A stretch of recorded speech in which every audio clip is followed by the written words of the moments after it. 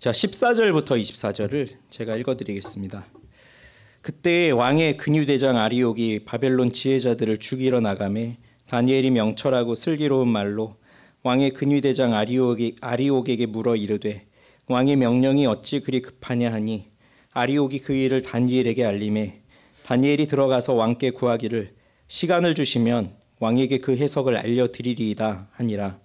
이에 다니엘이 자기 집으로 돌아가서 그 친구 하나냐와 미사엘과 아사랴에게 그 일을 알리고 하늘에 계신 하나님이 이 은밀한 일에 대하여 불쌍히 여기사 다니엘과 친구들이 바벨론의 다른 지혜자들과 함께 죽임을 당하지 않게 하시기를 그들로 하여금 구하게 하니라.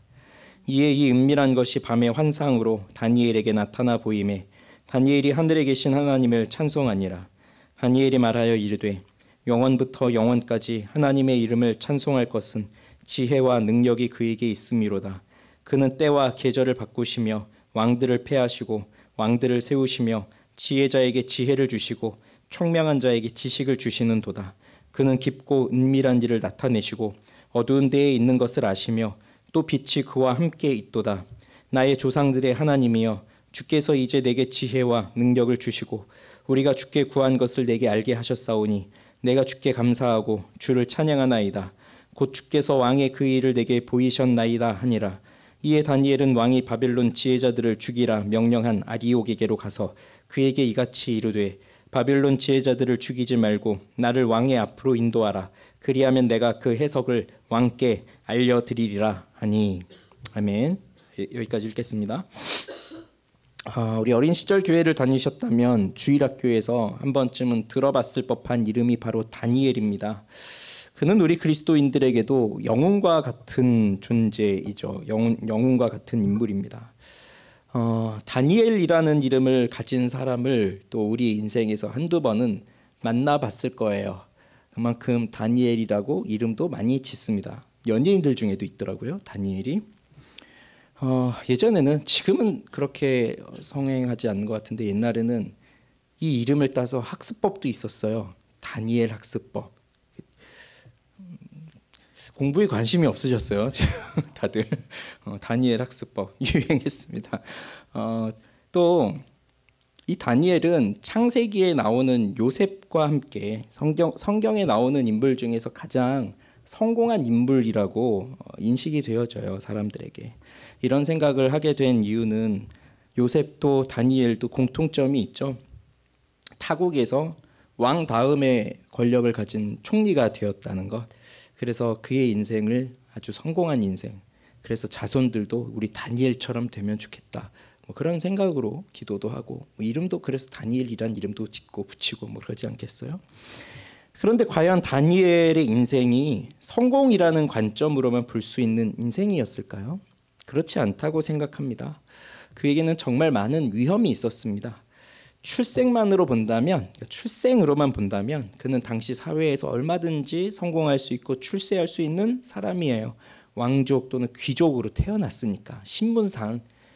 그러니 그대로 나라가 유지된다면 그도 분명히 고위직에 오를 수 있는 사람이었겠죠.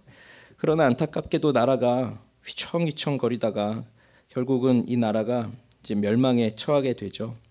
그러면서 바벨론으로 이 나라가 바벨론에 의해서 멸망이 되는데, 멸망되기 직전에, 아직 나라가 멸망하지도 않았는데 이 다니엘은 포로로 끌려갑니다. 그래서 그가 가지고 있던 지위, 신분, 그에게 주어진 그 밝은 미래, 이런 것들이 한순간에 물거품이 돼버리죠. 자, 그것이 1장에 등장하는 다니엘의 모습이에요. 그런데 이제 그의 인생에 다시 한번 반전이 일어나죠. 바벨론의 왕이 이스라엘 자손 중에서, 왕족과 귀족 중에서 흠이 없고 용모가 아름답고 지혜를 통찰하고 지식에 통달하고 학문에 익숙하고 왕궁에 설 만한 소년을 데려오라라고 했을 때 이 다니엘이 거기에 해당된 사람이었거든요. 거기 선발됐어요. 그래서 이 과정만, 이 테스트만 잘 통과하면 유다에 있을 때보다 더 큰 출세의 길이 열리는 거죠. 유다는 아주 작은 나라지만 바벨론에서 고위직에 올라간다는 건 아주 큰 출세를 할 수 있는 거죠. 그렇지만 우리가 지난주에 보았던 것처럼 왕의 음식과 포도주로 3년간 기르게 하라라고 했는데, 그것을 다니엘은 받아들일 수가 없었어요. 이 일로 자신을 더럽히지 않기로 뜻을 정하였습니다. 이제는 하나님이 없는, 하나님을 믿지 않는, 하나님을 알지 못하는 사람들이 대세인 세상 속에서 살아가는 것으로 다니엘의 인생이 바뀐 거예요. 유다에서 계속 살고 있다면 유다라고 하는 나라, 이스라엘이라고 하는 나라 자체는 그냥 하나님의 통치를 받는, 그래서 거기서는 하나님을 믿는 사람들이 다수죠. 그러나 여기는 이제 정반대의 삶이 펼쳐진 겁니다. 그렇지만 그렇게 하나님 없는 사람들이 대세인 세상 속에서 살아가지만 그 속에서 하나님을 나타내는 거룩한 신자로 살아갈 도전을 이 다니엘은 받아들이고 세상과 타협하지 않고 그렇게 불의한 시대 속에서 거룩한 참된 신자로 다니엘은 살아가기로 결정한 거예요. 그리고 그러한 다니엘에게 하나님은 은혜를 베푸셨어요. 그래서 이 과정을 잘 지나가게 되었고 자신을 또 정결하게 잘 지킬 수 있게 되었고 결과로 보면 다른 지혜자들보다 10배가 더 지혜로운 사람으로 세워지게 됐습니다. 그렇게 왕 앞에 서게 됐습니다. 그때 나이가 아마 한 15살 정도 그때로 보여지거든요. 다니엘의 인생 속에서 15살 정도, 10대 중반 정도 됐을 거예요. 그렇게 포로로 끌려왔는데 적국 앞에서 이제 왕 앞에 서게 되는 그런 인물이 됐는데 인생의 역전이 일어나는 거죠. 반전이 정말 일어났어요. 그러면 여기서 이 다니엘서가 끝난다면 그의 인생은 정말 뜻을 정하고 하나님 앞에 정결하게 살기로 다짐을 했더니 그렇게 만사형통하는구나, 출세의 길이 열리는구나, 그렇게 이제 생각을 할 것입니다. 그러나 다니엘의 인생이 그럴까요? 여러분 성경 모른다 하더라도 오늘 2장 뭐 읽지 않았다 할지라도 다니엘의 인생이 뭐 그렇게 펼쳐질 것 같아요? 사람의 인생이? 아니죠. 우리 인생을 그래도 조금이라도 아시는 분들은 이런 인생은 없다고 생각합니다. 그럼 어떤 인생이에요? 우리 모두가 다 알고 있지만 인생은 정말 단순하지 않아요. 너무 복잡해요. 그리고 언제든지 바닥이 뚫리는 것 같은, 그러니까 이게 뭔 말이냐면 왜 상자 같은데 이렇게 뭔가 뭐 마트를 갔다고 해보세요. 마트를 가서 많이 샀어요. 이제 반찬거리도 사고 뭐 음료수도 사고 애들 먹을 과자도 사고 이렇게 많이 샀는데 봉투 대신에 그 종이 상자 이렇게 접어가지고 테이프 붙여가지고 상자에다 이렇게 넣고 그런 경우들이 있잖아요. 그렇게 해서 상자에다가 그 산 걸 다 이렇게 넣고 그걸 이제 가지고 이제 들고 옮기는데 근데 그 테이프 붙인 게 잘 안 붙어가지고 뻥 뚫리고 여기다 담아놓은 게 그냥 쑥 떨어진다고 생각해보세요. 떨어졌는데 거기 뭐 계란도 다 깨지고 뭐 또 뭐 있죠? 뭐 아무튼 깨지고 뭐하고 다 그렇다고 생각해 보세요. 그런 바닥이 뚫리는 것과 같은 일이 우리의 인생 속에서 종종 일어나잖아요. 한 번도 그런 걸 경험하지 않으셨습니까? 아니에요. 우리는 그런 일을 수도 없이 경험해요. 이런 일은 예고 없이 찾아오기도 하고, 그렇죠? 상자를 들고 가는데 이게 뚫릴 걸 생각하지 않고 그냥 가다 보니까 뚫려 버렸잖아요. 예기치 않게 찾아오기도 하고, 또 반대일 수도 있어요. 계속해서 경고장이 날라오는데 내가 그걸 무시하고 살다가 어느 순간 빵 하고 터질 때도 있어요. 그렇게 우리 인생에 그런 순간이 찾아옵니다. 근데 오늘 2장에 나오는 다니엘의 모습이 바로 그런 모습이에요. 지금 그 순간이 왔어요. 안정적으로 살아볼 수 있나 이런 기대감을 가지게 됐는데 전혀 예상치 못한 뜻밖의 일이 여기 나타나는 겁니다. 근데 이건 다니엘의 잘못이 아니에요. 다니엘은 잘못한 게 하나도 없어요. 정말 제 3자가 벌이는 일이에요. 거기에 이제 영향을 받아서 일어나는 위기죠. 다니엘의 인생도 우리와 비슷하게 이런 어려운 일이 반복되고 있습니다. 그게 이제 1장부터 6장까지 다니엘 일생을 보면 계속 나타나는 일이에요.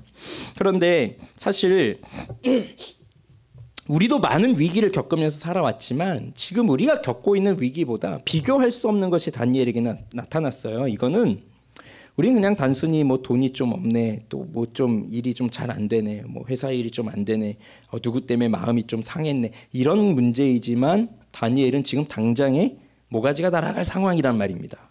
지금 죽게 된 상황이란 말입니다. 그러니 굉장한 위기입니다. 그럼 이게 왜 일어났느냐? 이 바벨론 왕 느부갓네살이 이제 즉위하고 2년째 됐는데 그 다음 해예요. 그러니까 1장에서 나온 그 다음 해인데 꿈을 꿨습니다. 꿈을 꾸고 난 다음에 너무 마음이 싱숭생숭하면서 번민이 찾아온 거예요. 도대체 이 꿈이 뭘까? 그래서 그 나라에 있는 모든 지혜자들을 불러 모아 가지고 그 지혜자들한테 그 꿈의 내용과 그 꿈이 무슨 뜻인지를 해석하라고 명령을 내렸어요. 그러면 여러분 어떻게 해줘야 되겠어요? 이 왕이 술사, 점쟁이, 지혜자 뭐 이런 사람들 다 불러 모아놓고 내 꿈을 한번 해석해 보아라라고 하면 뭐부터 해줘야 돼요? 왕이시여 무슨 꿈을 꾸셨나이까? 그럼 이제 내가 꾼 꿈을 얘기를 해줘야 될 거 아니에요.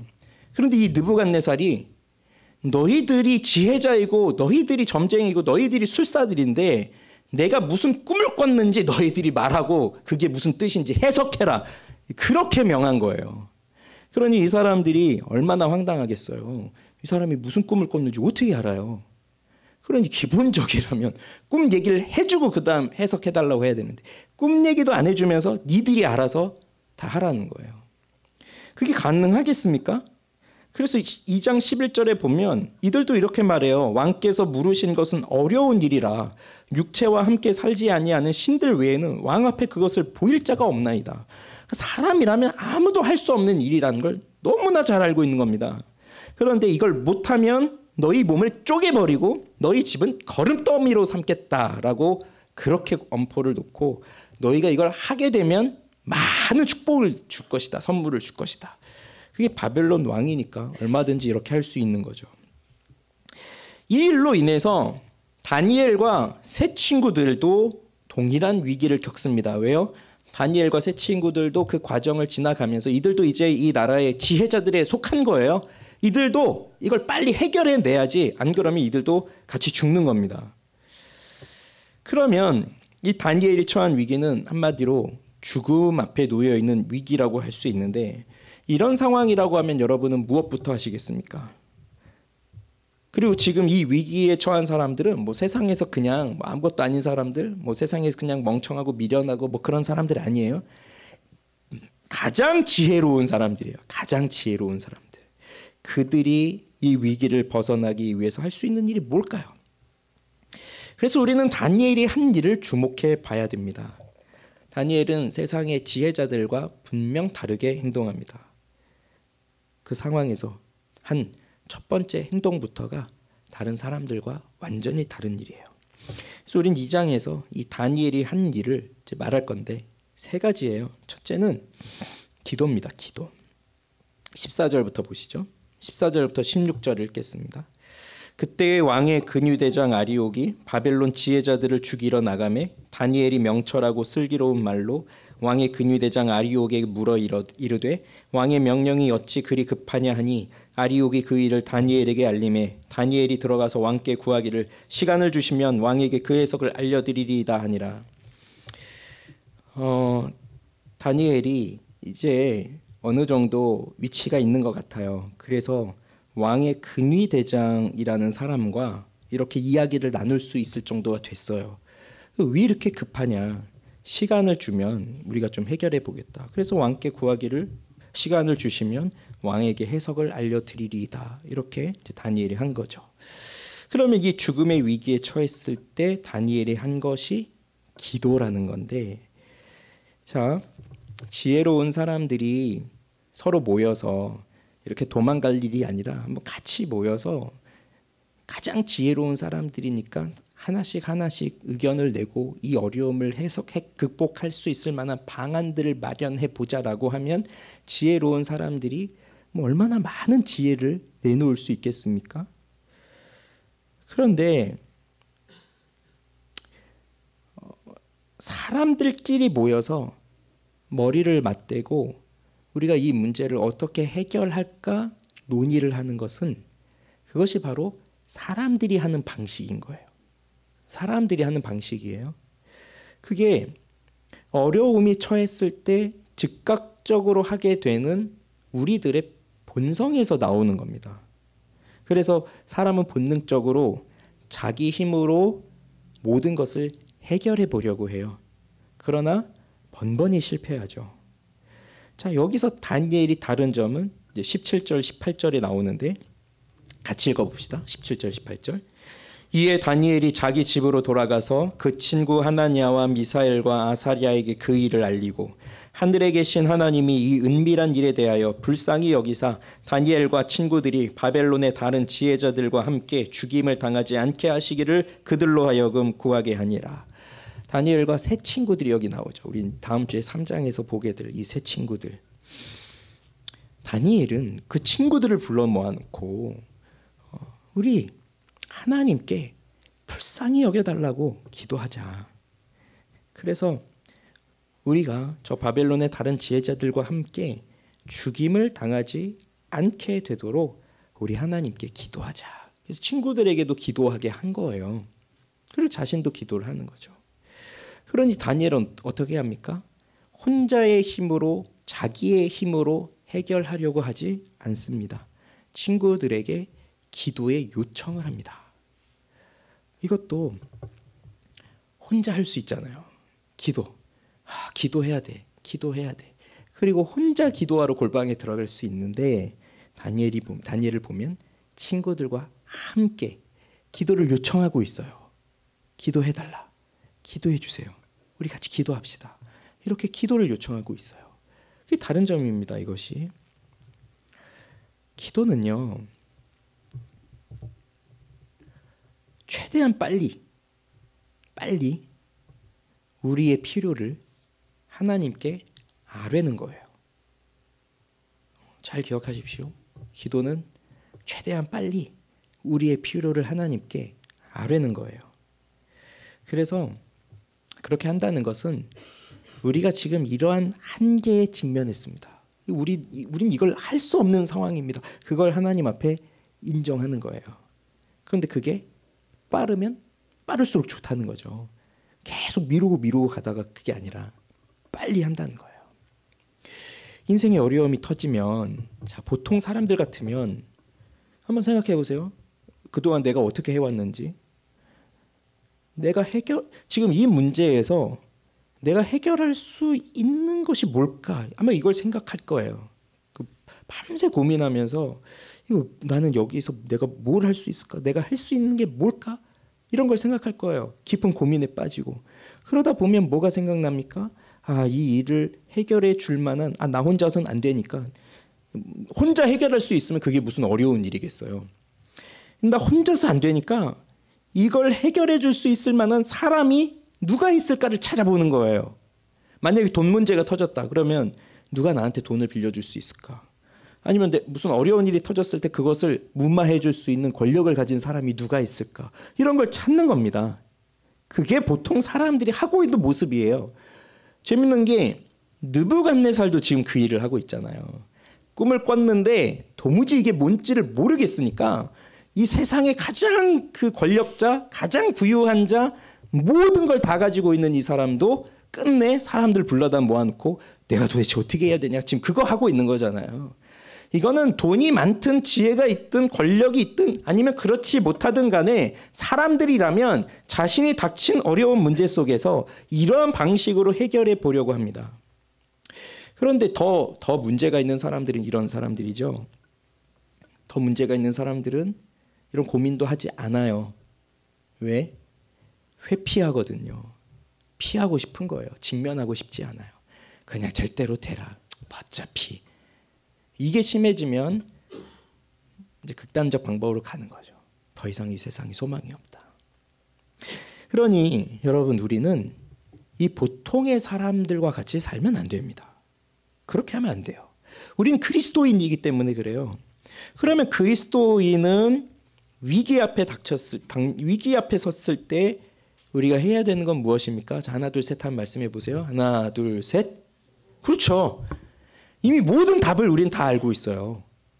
이거는 우리 주일학교 학생들도 교회 한 6개월 다녔으면 우리 어려울 땐 뭐 해야 돼요? 하면 기도요. 다 이렇게 얘기할 거예요. 그게 우리가 알고 있는 지식입니다.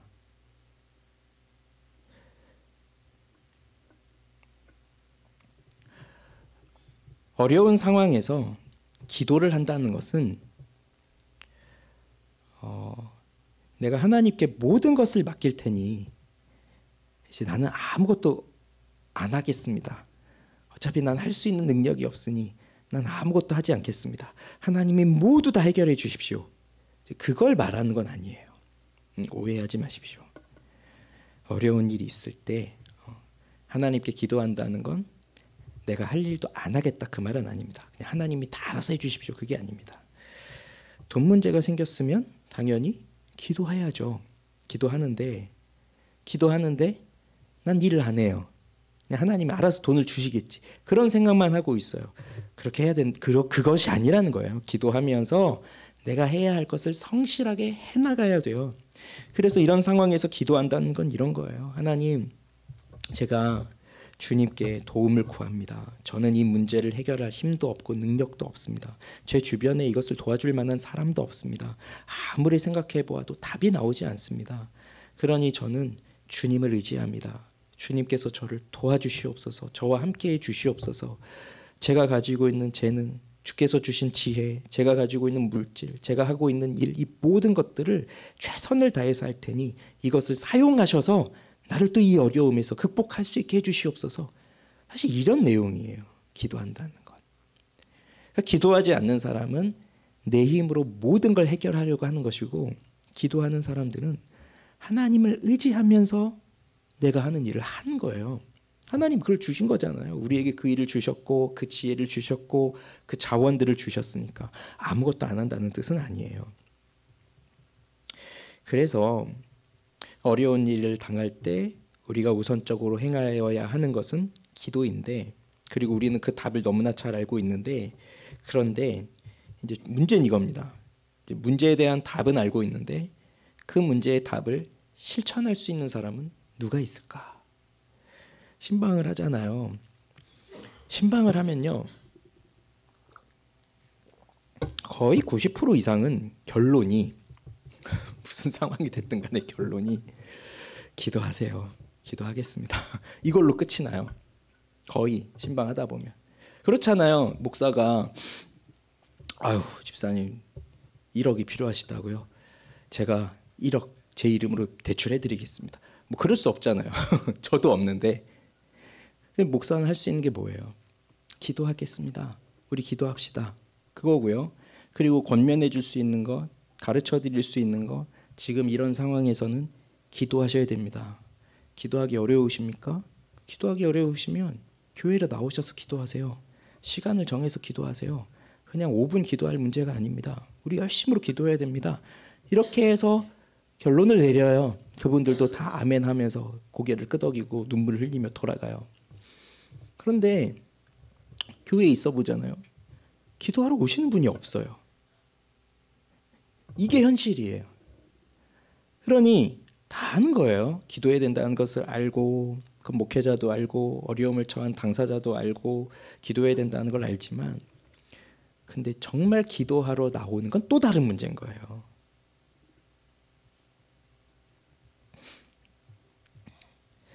오늘날의 사회는 내가 원하는 것을 내 노력으로 얻을 수 있다, 이것을 가르치고 주입하는 시대입니다. 그러니 자기 중심적 세상이라고 할 수 있죠. 그런 세상은 하나님 앞에 기도하는 걸 절대로 도와주지 않습니다.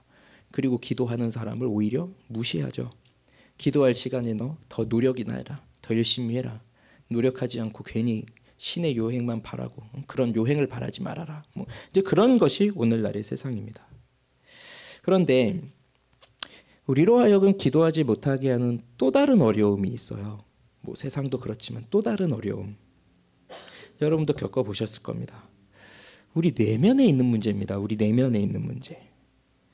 이것이요, 평소에 늘 기도하는 사람이라면 어려움에 닥쳤을 때 어떻게 할까요? 평소에 늘 기도하던 사람이에요. 어려움에 닥쳤을 때 평소에 늘 하던 대로 기도하는 거죠. 그런데 평소에 하던 것보다 더 특별하게 기도하겠죠. 어려움이 있으니까. 그런데 평소에 기도를 안 하던 사람이에요. 그런데 그런 사람이 기도해야 되는구나 라고 했을 때, 그때 자신의 내면 속에서 무슨 소리가 들립니까? 기도하려고 하니까 내가 좀 기도하러 가봐야 되겠다, 내가 좀 새벽 기도를 이제 나가야 되겠다, 내가 금식을 좀 해봐야 되겠다 라고 할 때 내 내면에서 무슨 소리가 들려와요? 야, 너 여태 기도 안 하다가 지금 일 터졌다고 기도하러 나가면 하나님이 뭐라고 생각하시겠니? 염치도 없다 야 넌 정말. 그냥 하던 대로 살아. 이런 소리가 들려오는 거예요. 못 들어보셨나 봐요. 이게 자기 내면 속에서 뭔가 이렇게 양심의 거리낌이 와요. 나 그동안 기도 안 했는데 이거 일 터졌다고 해서 기도하러 나가면 그래도 괜찮은 걸까? 하나님이 그래도 날 예쁘게 봐주실까? 나를 하나님이 그렇다고 해서 또 내 기도를 들어주실까? 나 같으면 이런 사람 기도 안 들어줄 것 같은데 이런 생각이 자꾸 또 들어오니까 기도하기에 주저하고 있는 거예요. 그러다 보면 기도할 때를 놓치게 됩니다. 그러면서 시간은 흘러가고 문제는 더 깊어지는 거죠. 오늘 이 다니엘 2장을 통해서 지금 다니엘이 보여주는 태도는 뭐냐면요. 우리가 배울 것은 뭐냐면 기도하기에 적합하지 않은 때는 없다는 걸 보여주고 있는 거예요. 그걸 가르쳐 주는 거예요. 기도하기에 적합하지 않은 때는 없다. 그래서 지금 이 상황에서 다니엘은 친구들과 함께 기도한 겁니다. 이런 특별한 상황엔 더 특별하게 기도하는 거죠. 더 간절히 더 마음을 모아서 기도하는 겁니다. 주저하거나 두려워하거나 미루거나 그러지 않습니다. 지금 오늘 밤에 당장 죽을 일인데 우리 내일 기도하자. 그것이 어떻게 되겠어요? 그러니 지금 당장 기도한다는 거예요. 그리고 그것이 적합하지 않은 때가 없다는 거예요. 지금 당장 하라는 말이에요. 그래서 기도하기에 가장 적합한 때는 언제라고요? 지금이에요. 지금. 기도는 씨름이에요. 기도하기 싫어하는 나하고의 씨름이에요. 육체의 게으름 때문에 나 기도하기 싫어하고 영혼이 실증에 빠져서 기도하기 싫어하고 자기 중심적으로 사니까 기도하기 싫어하고 그것을 끊고 지금 미루지 마시고 지금 기도하는 거예요. 그걸 다니엘이 보여주고 있는 겁니다. 지금 이 장에서 지금 이 상황에서요. 자, 그다음 다니엘이 뭘 하는지를 보세요. 19절을 보십시오. 같이 읽겠습니다. 이에 이 은밀한 것이 밤의 환상으로 다니엘에게 나타나 보임에 다니엘이 하늘에 계신 하나님을 찬송하니라. 자, 무엇을 했습니까? 찬송. 그죠? 찬양을 했어요. 찬송을 했어요. 이렇게 기도할 때 하나님이 은밀한 것을 밤의 환상으로 보여주셨어요. 그리고서 다니엘이 하나님을 찬송하는 거예요. 하나님 앞에 겸손히 낮아져서 하나님의 은혜를 찬양하는 겁니다. 그의 찬양의 내용이 23절인데요. 같이 읽읍시다. 나의 조상들의 하나님이여 주께서 이제 내게 지혜와 능력을 주시고 우리가 주께 구한 것을 내게 알게 하셨사오니 내가 주께 감사하고 주를 찬양하나이다. 곧 주께서 왕의 그 일을 내게 보이셨나이다 하리라. 나의 조상들의 하나님이여라고 부릅니다. 나의 하나님이여, 우리의 하나님이여 이렇게 부를 수도 있겠지만 나의 조상들의 하나님이여라고 다니엘은 하나님을 부릅니다. 그러면서 다니엘이 지금 뭘 말하고 있냐면 그 조상들이 경험하였던 하나님의 능력을 자신도 경험하고 있다는 겁니다. 지금 경험했다는 겁니다. 그러니 기독교 신앙은 경험에서 오는 거예요. 말로 전해 들은 것이 아니라 그냥 말로 전해 들은 것에서만 끝나는 것이 아니라 그 말로 전해 들었던 위대한 신앙의 내용들을 나도 직접 경험을 하는 거예요. 누가 경험하겠습니까? 기도한 사람들이 경험하는 거예요. 기도가 쌓이고 쌓여서 그 일을 경험하는 거예요. 그래서 기도를 많이 한 사람은 계속해서 기도하게 되고 그렇게 기도하게 되면 모든 일이 다 기도의 응답으로 받은 거죠. 그런데 기도하지 않는 사람들은 세상에 일어나는 모든 일들이 다 기도하고 상관없는 일들이에요. 그러니 이 사람들이 난 기도의 응답을 받았어. 하나님이 나와 함께 하셔. 그런 걸 말할 수 있을까요? 없습니다. 그래서 기도하는 사람들에게는요. 사소한 것이 없어요. 사소한 거 하나하나도 하나님이 기도의 응답으로 주신 것이니까 사소한 것이 없어요. 그러나 기도하지 않는 사람들은 그냥 다 참고 사소한 거죠. 그러니 기도가 응답이 되었으니 하나님을 찬송하는 건 너무나 당연한 일 아니겠어요? 우리도 기도 응답이 되면 지금 막 죽을 상황에 놓였는데 하나님이 오늘 밤에 그걸 딱 해결해 주셨다고 하면 하나님 찬양하지 않겠습니까? 너무나 당연한 거 아니에요? 그런데요. 그랬으면 이제 이 설교를 안 하죠. 또 다른 반전이 여기 또 있는 거예요. 사실 이 다니엘이 받은 기도의 응답은 또 다른 위험입니다. 또 다른 위험. 하나님이 그걸 알려주신 거예요. 지금 그 은밀한 일, 즉 느부갓네살이 무슨 꿈을 꿨고 그 꿈의 내용이 뭔지를 다니엘에게 알려주신 거예요. 그러면 기도의 응답이 이루어졌잖아요. 기도의 응답이 되어서 꿈의 내용도 알고 그랬는데, 그런데 지금 이 시간에는 아직 왕이 이 지혜자들을 죽이라라고 하는 그 명령이 취소되지 않았으니 지금도 죽을 위기에 놓여 있는 상황이고, 그 다음 이제 더 큰 위험은 뭐냐면 느부갓네살이 꾼 꿈의 내용이에요.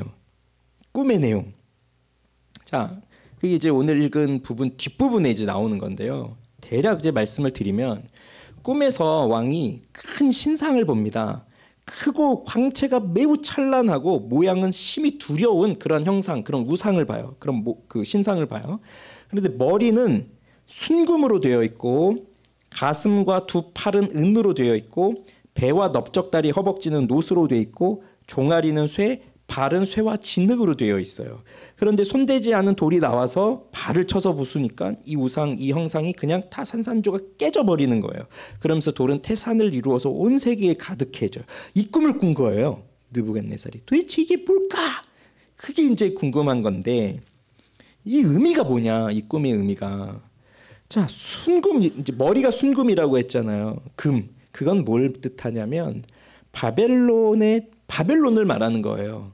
그래서 바벨론이 그 황금 통치 기간, 아주 그 화려한 바벨론의 문화가 있잖아요. 그렇게 바벨론의 통치가 머리였다면 바벨론이 곧 멸망하거든요. 그러면서 나온 나라가 메데 바사라고 우리 성경에 나오는데 페르시아예요. 페르시아가 나오면서 그 페르시아가 뭘로 나오냐면 이 가슴과 팔이 은이라고 됐는데 그 은이 페르시아인 거예요. 그런데 그 금만큼은 화려하지 않아요. 바벨론만큼은 화려하진 않아요. 그 다음에 놋이 나오잖아요. 이 넓적다리하고 뭐 이런 데가 놋이었잖아요. 그 놋은 뭐냐면 이제 페르시아 다음으로 나올 헬라 제국, 그리스를 말해요. 그래서 놋처럼 막강한 힘을 가진 제국이 이제 또 형성이 되지만 놋이니까 또 찬란하진 않은 거예요. 그런 다음 종아리, 발 이런 데는 쇠와 이제 진흙으로 이렇게 되어 있는데 그것은 로마를 말합니다. 그래서 헬라 제국이 무너지고 로마 제국이 세워지는데 지금까지 세워진 제국 중에서 가장 강력한 나라가 이제 로마가 세워지는데, 그런데 결국 많은 나라들이 이렇게 연합되어 있다 보니까 진정한 화합을 이루어낼 수 없어요. 그래서 쇠만 돼 있던가 해야 되는데 쇠하고 진흙하고 막 섞여 있는 거예요. 그런데 돌이 나와서 이게 다 무너지는 거거든요. 그러니 느부갓네살과 이 느부갓네살이 이룬 이 바벨론이라고 하는 이 나라의 업적과 그 다음으로 세워지는 그 세상 나라들이 한순간에 다 무너진다는 얘기입니다.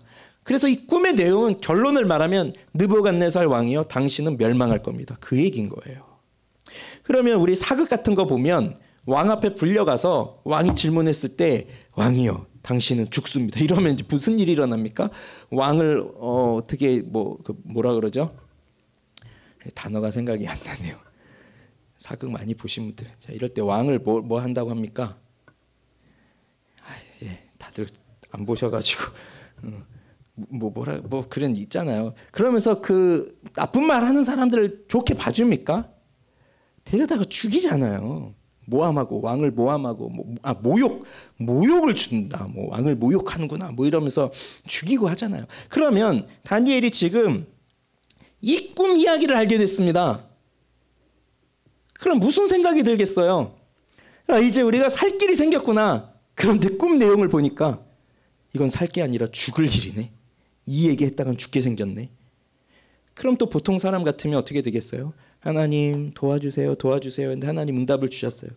하나님 응답을 해주셨는데 기껏 응답을 주셨더니 또 죽음으로 가라고요? 어째서 이럴 수 있습니까? 이런 게 또 우리 마음인데 다니엘은 하나님을 찬송했다는 겁니다. 그래서 그냥 찬양한 게 아니에요. 그냥 응답받아서 너무 좋아서 막 기쁨으로 찬양했다는 게 아니에요. 그걸 뛰어넘는 거예요. 더 어려운 상황으로 들어갈 것이고 더 위험한 위기 상황에 들어갈 것이지만 이것을 알려주신 하나님을 찬송합니다. 그 높고 위대하신 하나님을 찬송하는 거예요. 왜 찬양했습니까? 다니엘은 지금까지 하나님이 자신을 도와준 것을 알고 있기 때문입니다. 아직 나이가 어려요. 이제 10대인데 그 짧은 인생을 살았지만 하나님이 나를 도와주고 계시다는 거 분명 1장에서 더 확실하게 경험했잖아요. 뜻을 정하였더니 하나님이 그렇게 은혜 주시고 10배나 넘는 그 지혜를 갖게 되고, 그렇게 하나님이 나를 도와주신다고 하는 것을 그는 알고 있기 때문에 어려운 상황을 응답해 주신다 하여도 하나님을 찬양하는 것이고, 하나님은 또한 기도할 때 응답해 주신다고 하는 것을 경험했기 때문에, 지금도 경험했잖아요. 그러니 하나님을 찬송하는 것이고, 위기의 순간에도 비록 내가 위기의 상황에 빠졌다 할지라도 영원히 사라지지 아니할 하나님의 나라를 이 느부갓네살의 꿈을 통해서 다니엘에게 확실히 보여주신 거예요. 손대지 않은 돌, 이게 나중에 이제 이따가 다시 말씀드리겠지만 이것은 곧 예수 그리스도를 나타내거든요.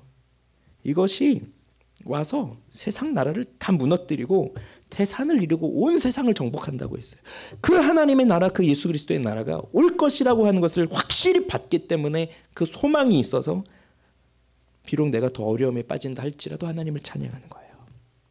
그다음 세 번째, 자 이제 다니엘이 해야 될 건 뭐죠? 뭐 해야 될 일이 남았습니까? 기도했어요. 응답을 받았어요. 찬양했어요. 이제 그다음 뭘 해야 돼요?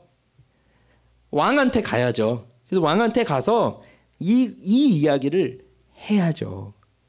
선포해야 됩니다. 하나님이 알려주신 이 일을 선포해야 돼요. 다니엘은 하나님이 알려주신 것을 정직하게 선포합니다. 주저하지 않습니다. 당신 이런 내용입니다, 왕이요. 그런데 왕 당신도 죽고 이 나라도 멸망하고 뭐 다 심판받습니다. 뭐 이런 얘기하면 나를 죽일까? 어떻게 해야 될까? 뭐 그런 것 때문에 주저하고 그런 것이 아니에요. 살짝 바꿔서 뭐 좋게 보이려고 그런 건 아니에요. 그러니 이 내용이 느부갓네살과 바벨론을 패망을 알려주는 그 내용이라 할지라도, 그런데 그는 담대히 선포합니다. 이 은밀한 것을 보여주신 분은 오직 하나님이시기 때문에 그 하나님을 선포하는 거예요. 사람들은 내가 이걸 깨달았다고 한다면, 온 세상의 모든 지혜자들도 풀지 못한 이 문제를 내가 해결했다고 한다면 가장 먼저 할 것이 내가 이런 사람이야 이거 자랑하기에 급급할 것인데, 그렇지만 다니엘은 결코 자신의 지혜를 자랑하지 않습니다. 오로지 하나님의 위대함만을 나타냅니다. 30절. 자, 30절 읽어봅시다. 내게 이 은밀한 것을 나타내심은 내 지혜가 모든 사람보다 낫기 때문이 아니라 오직 그 해석을 왕에게 알려서 왕이 마음으로 생각하던 것을 왕에게 알려주려 하심이니이다. 그 결과 어떻게 되냐면 왕이 다니엘 앞에 엎드려 절을 해요. 죽이는 게 아니라, 이런 무엄한 인간 하면서 죽이는 게 아니라 오히려 이 느부갓네살이 다니엘 앞에 엎드려서 절을 해요. 이건 있을 수 없는 일이 일어나는 거죠. 느부갓네살 즉위하고 2년이 되고 다니엘이 포로로 끌려온 지가 2년이 된 거죠. 아직 어리지만 이 왕이 그 어린 다니엘의 지혜 앞에 놀라서 엎드려 절을 하는데, 사실 이게 다니엘에게 하는 절이 아니라 다니엘이 선포하고 있는 하나님 앞에 엎드려 절을 하고 있는 거예요. 그러니 이것이 우리에게 무엇을 가르쳐 줍니까? 결국 다니엘과 또 우리들은 이 세상에서 어떻게 사는 겁니까? 하나님이 없는 사람들이 대세인 이 세상을 살아가고 있을 때 우리는 무엇으로 살아가라고 하는 겁니까? 하나님의 증인으로 살아가라는 얘기예요. 47절 읽어봅시다. 왕이 대답하여 다니엘에게 이르되 너희 하나님은 참으로 모든 신들의 신이시오 모든 왕의 주제시로다. 내가 능히 이 은밀한 것을 나타내었으니 내 하나님은 또 은밀한 것을 나타내시는 이시로다. 하나님 앞에 이 느부갓네살이 엎드려지는 거예요. 그냥 다니엘이라고 하는 사람, 야 너가 좀 신통방통하구나, 그래 인정하마, 그것이 아니라 다니엘이 섬기는 그 하나님 앞에 엎드려지는 거예요. 이것이 바로 선포인데, 사실 기도하는 것, 찬양하는 것보다 더 어렵게 느껴지는 건 선포입니다. 그렇지 않습니까? 전 그렇게 느껴집니다. 왜냐하면 기도는 어려운 일 있을 때 기도 나 혼자 하면 되잖아요. 그냥 혼자 하면 되잖아요. 혼자. 아니면 뭐 옆에 가까운 동역자들과 함께 기도해 주십시오 하고 하면 되잖아요. 믿음의 동역자들과 함께. 찬양도 마찬가지죠. 그러면서 하나님 찬양합니다. 우리 같이 찬양합시다. 그런데 세상에 나아가서 하나님을 알지 못하는 자들을 향하여서 하나님이 지금 이러한 일을 하셨습니다라고 말하는 것이 그게 쉽겠냐 이거예요. 그냥 나 혼자 기도하고 그냥 우리 믿는 사람들끼리 모여서 찬양 부르고 이건 너무 좋은데, 근데 저 세상 나가서 하나님이 이렇게 하셨습니다라는 걸 말하는 것이 그게 쉽겠느냐. 더 어려워요. 그러나 선포는 이 세상을 향해서 하는 것이죠. 하나님을 알지 못하는 자들을 향해서. 이미 세상은 하나님을 모르고 하나님을 업신여기는 사람들이 대세가 되어 살아가고 있는 이 세상이지만, 그 속에서 우리 거룩한 신자들은 소수로 남아있지만, 그래서 더 위축이 되고 더 이상한 사람으로 취급을 받기도 하지만, 그러나 하나님이 하시는 일을 선포하지 않으면 이 세상은 하나님을 알 수가 없습니다. 다니엘이 혼자 기도하고 친구들 셋하고 같이 기도하고 응답받고 거기서 여호와 하나님을 찬송합니다 이러고 끝났다면, 느부갓네살이 어떻게 하나님 앞에 엎드려 절을 하겠어요? 그 일은 일어나지 않는 거예요. 그러니 우리가 우리끼리 모여서 기도하고 찬양한 다음에 여기서 우리끼리만 머물러 있는 것이 아니라, 우리는 이 세상을 향해서 그리스도께서 하신 일, 하나님이 하신 일을 선포하는 거예요. 그래서 그리스도인은 하나님이 하신 일을 말하는 사람들입니다. 이제 마무리를 할게요. 우리도 우리만의 어려움을 겪고 있어요. 우리만의 위기를 겪고 있어요. 지금 다 하나씩 가지고 있을 거예요. 지금 풀 수 없는 문제들. 새해가 시작됐는데 뭔가 좀 희망찬 새해여야 되는데 오히려 더 어려워진 상황에 놓인 분들도 계실 거예요. 그렇다면 우리가 아이들을 키울 때를 생각해 보세요. 아직 여기 미혼 청년들도 계시지만 상상해 보세요. 또 내가 나중에 아이를 어떻게 키울까? 아니, 우리 부모님이 나를 어떻게 키웠나 한번 상상을 해보세요. 그리고 여러분들, 내가 우리 아이를 어떻게 키웠나 상상을 해보세요. 아이가 걸음마를 막 하잖아요. 그 걸음마 할 때 어떻게 하고 계셨어요?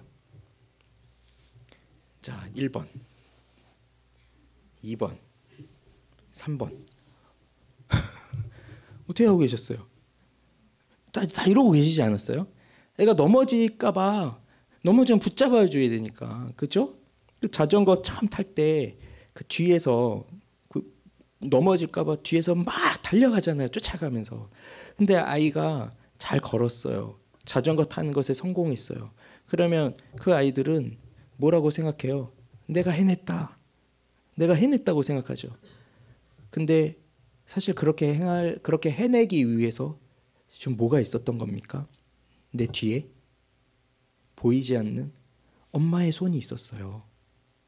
보이지 않는 아빠의 손이 옆에 있었어요. 그 손이 하나님의 손이에요.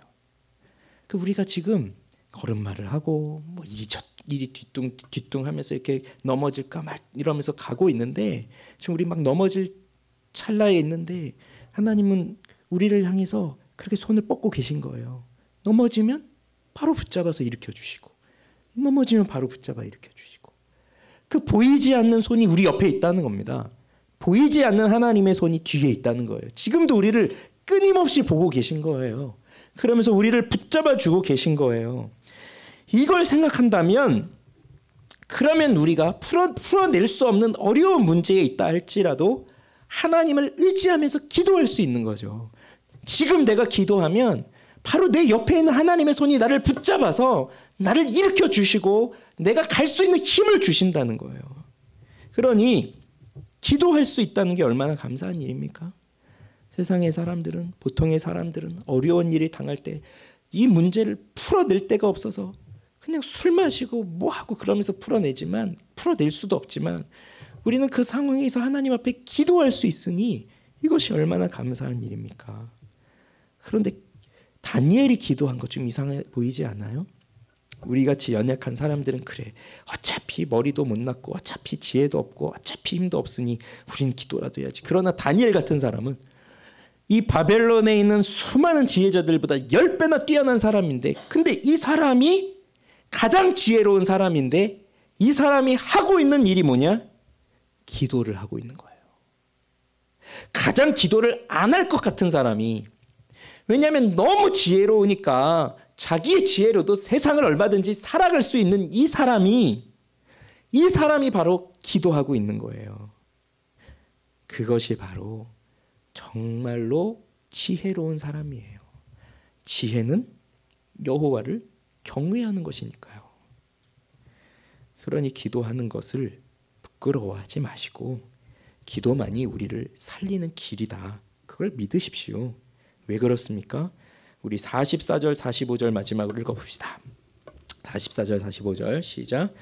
이 여러 왕들의 시대에 하늘의 하나님이 한 나라를 세우시리니 이것은 영원히 망하지도 아니할 것이요 그 국권이 다른 백성에게로 돌아가지도 아니할 것이요 도리어 이 모든 나라를 쳐서 멸망시키고 영원히 설 것이라.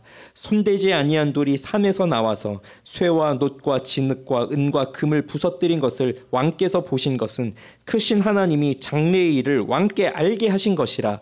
이 꿈은 참되고 이 해석은 확실하니이다 하니. 자, 여기 나오죠. 이 손대지 아니한 돌, 장래의 일을 알게 하신 것이다. 바로 예수 그리스도께서 오셔서 그 하나님의 나라를 완성하신다는 거예요.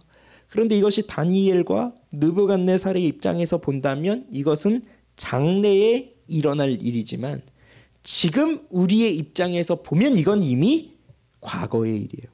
이루어졌어요. 이런 차이가 좀 있습니다. 그러니 이들은 장래의 일을 보면서 하나님의 나라가 이렇게 견고하게 서겠구나 라고 하는 믿음으로 하나님을 바라보면서 나아갔다면 우리는 이제 이 돌이 뭔지를 확실하게 알아요. 건축자들의 버린 돌과 같이 그렇게 버려졌지만 정말 건물에 있어서 없어서는 안 될 모퉁이의 돌이 되어서 머릿돌이 되어서 그 나라를 지탱하고 계시는 그리스도 예수의 위대함을 우리는 보아서 알고 있는 사람들이에요. 그러니 믿음으로 예수 그리스도를 붙들고 의지하고 기도하고 나아가야 되죠. 어려운 일은 계속 있을 겁니다. 그리고 실망하게 될 일은 계속 있을 거예요. 난 도대체 왜 이런가? 나는 도대체 왜 이렇게밖에 못 살까? 이런 생각들은 아마 우리는 죽을 때까지 계속 할 것 같아요. 그렇지만 예수님의 나라는 영원하다. 주님의 나라는 영원하다.